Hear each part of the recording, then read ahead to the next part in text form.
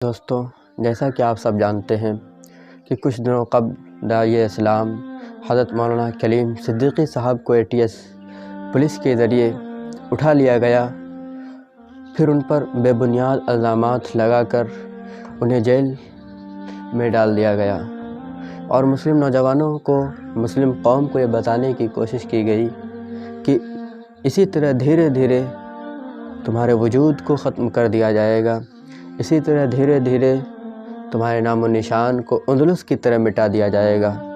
لیکن ہندوستان جیسے ملک میں میرے خیال سے ایسا ناممکن ہے، اس لیے میں مولانا صدیقی صاحب کے حوالے سے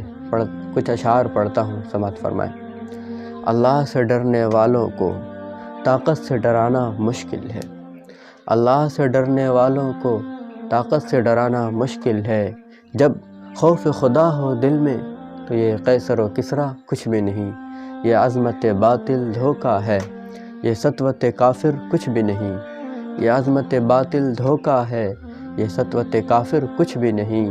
مٹی کے کھلونے ہیں سارے، یہ کفر کے لشکر کچھ بھی نہیں۔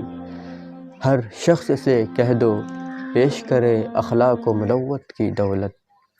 ہر شخص سے کہہ دو پیش کرے اخلاق و مروت کی دولت،